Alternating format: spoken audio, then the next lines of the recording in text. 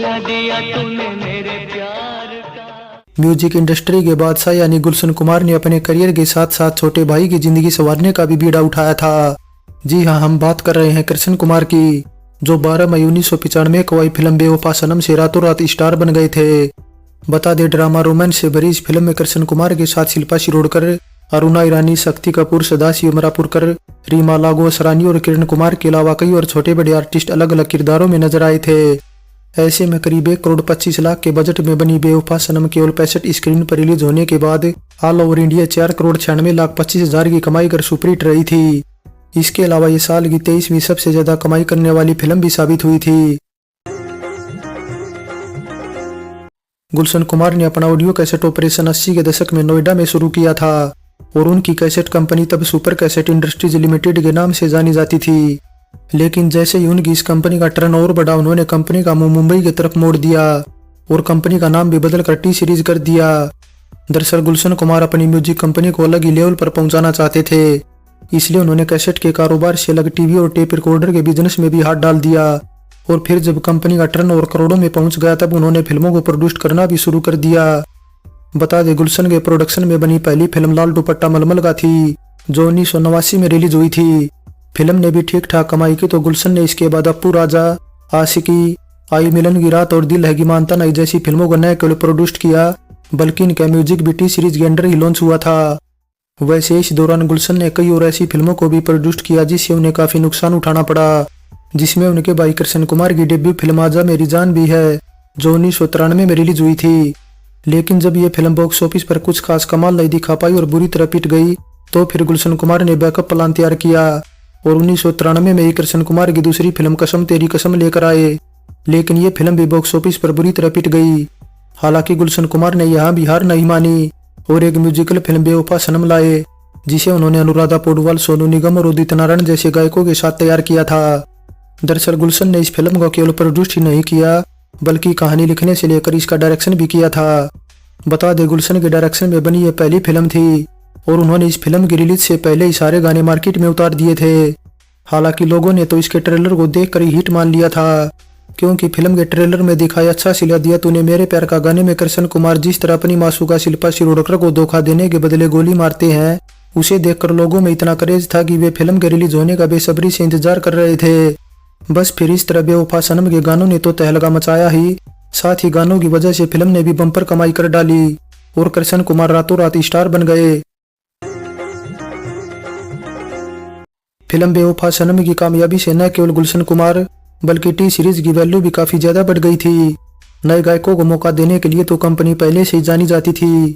हरियाणा के नौजवान गायक सोनू निगम पर तो टी सीरीज की नजर सबसे पहले पड़ी थी, क्योंकि कंपनी उनमें दूसरा मोहम्मद रफी देख रही थी और इसी वजह से कंपनी ने सोनू निगम की आवाज में रफी की यादें एल्बम भी लॉन्च की थी, जिसमें मोहम्मद रफी के पुराने गाने सोनू निगम की आवाज में थे। तुम्हारी आवाज में कितना दर्द है और मिठास भी। जिंदगी में तो सभी प्यार किया करते। वैसे सोनू निगम को फिल्मों में गाने का मौका भी पहली बार टी सीरीज ने ही दिया था फिल्म जानम में। लेकिन अफसोस की बात यह है कि इस फिल्म में सोनू निगम का गाया गाना रिलीज ही नहीं है उसका, जिसके बाद टी सीरीज ने उन्हें एक और फिल्म आजा मेरी जान में गाने का मौका दिया।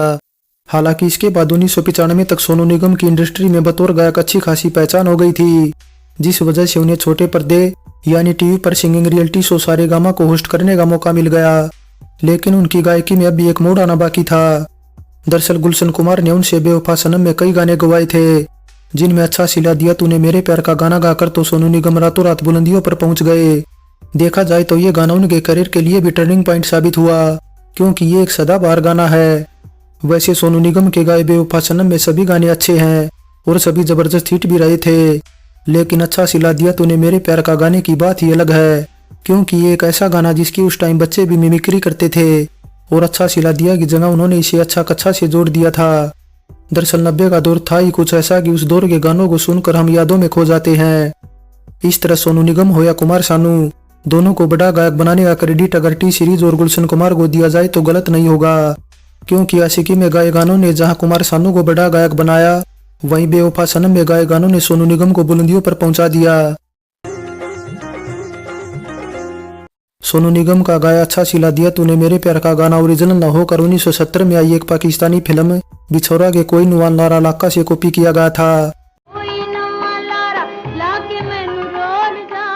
इसके अलावा बेवफा सनम का गीत संगीत भी ऐसा था जो पंजाबी संगीतकारों और गायकों को खूब भाया था, क्योंकि अच्छा सिला दिया तूने मेरे प्यार का गाने की धुनों को जहां बलबीर बोपाराय ने दे दे गेरा में इस्तेमाल किया, वहीं बेदर्दी से प्यार का सहारा न मिला गाने की धुनों को हरभजन मान ने कंगन में इस्तेमाल किया था। इसके अलावा इन एल्बम से जुड़ी एक बात यह भी है कि ये दोनों ही एल्बम टी सीरीज के लेबल के साथ रिलीज हुई थी। फिल्म बेवफा सनम बॉक्स ऑफिस पर भले ही सुपरहिट रही, लेकिन कृष्ण कुमार और सोनू निगम के अलावा इसके किसी भी कलाकार को कोई फायदा नहीं मिला। सागर जो इस फिल्म के मेन खलनायक थे उनकी तो ये डेब्यू फिल्म भी थी, लेकिन इसके बाद वे गिनी चुनी फिल्मों में ही नजर आए और वो भी छोटी छोटी भूमिकाओं में ही।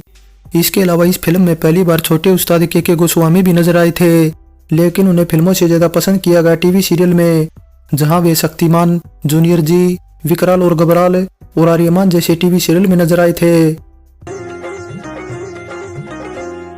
फिल्म बेवफा सनम की कामयाबी के बाद कृष्ण कुमार बड़े बड़े सपने देखने लगे थे, लेकिन अचानक एक ऐसी दर्दनाक घटना घटी जिससे कृष्ण कुमार का पूरा करियर एक झटके में तबाह हो गया।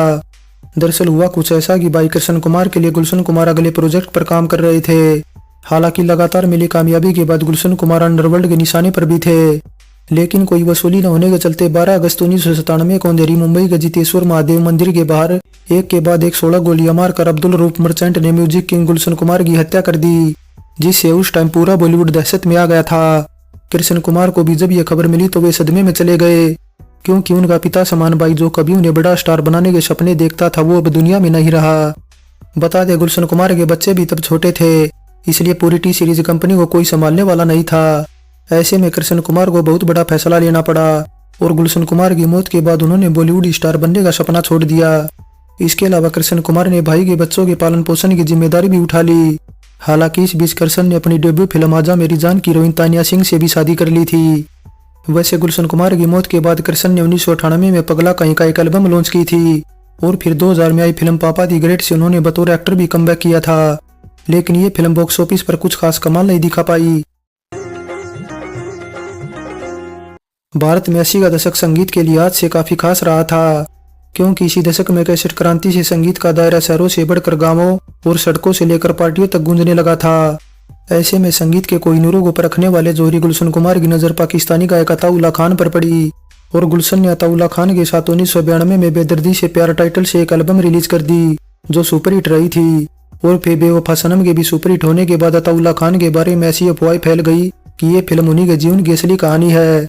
दरअसल बता दे बेवफा सनम की कहानी में हीरो एक क्रिकेटर होता है, लेकिन उसे झूठे आरोपों में जेल भेज दिया जाता है और जेल में रहकर जब उसे ये पता चलता है कि उसकी मासूका दूसरी शादी कर रही है तो वो जेल से भागकर उसका कत्ल कर देता है।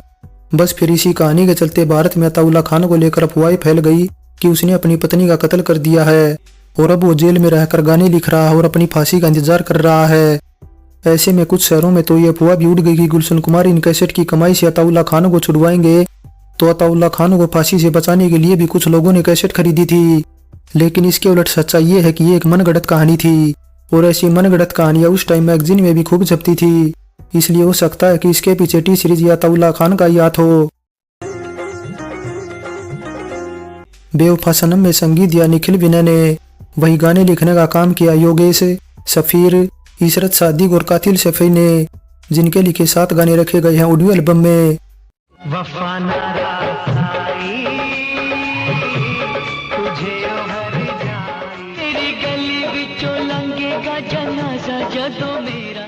अब बेवफा सनम का गीत संगीत सुपरहिट रहा था और ये साल के मोस्ट सेलिंग म्यूजिक एल्बम में से भी एक था। आंकड़ों की बात करें तो इसकी करीब 1 करोड़ के आसपास कैसेट बेची गई थी।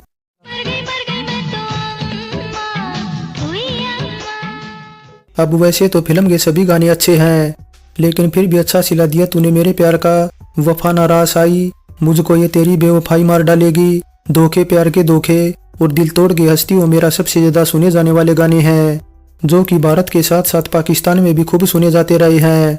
और 90 के दशक में तो ये सड़कों पर दौड़ते ट्रकों, बसों और ऑटो में तो सबसे ज्यादा सुनाई देते थे। फाइनली गीत संगीत से अलग कहानी और सभी की अदाकारी के लिहाज से बेवफा सनम एक बेहतरीन फिल्म है। गुलशन कुमार ने फिल्मों के निर्माण के दौरान जो सीखा था वो सारा एफर्ट उन्होंने इस फिल्म में लगा दिया था, जिस वजह से ये 90 के दौर की एक ऐसी फिल्म थी जिसने हर आशिक के दिलों पर लाखों घाव किए हैं, क्योंकि दरअसल फिल्म की कहानी बेवफाई पर आधारित है। और उस दौर में तो जब भी दिल तोड़ के वस्ती वो मेरा गाना बजता था तो मानो हर किसी को प्यार में मिला धोखा याद आ जाता था। सो बेवफा सनम पर हमारी ये पेशकश कैसी लगी नीचे कमेंट कर बताएं। अच्छी लगी है तो लाइक करें और चैनल को सब्सक्राइब करें। सो चलते हैं, फिर मिलेंगे एक और नई वीडियो के साथ।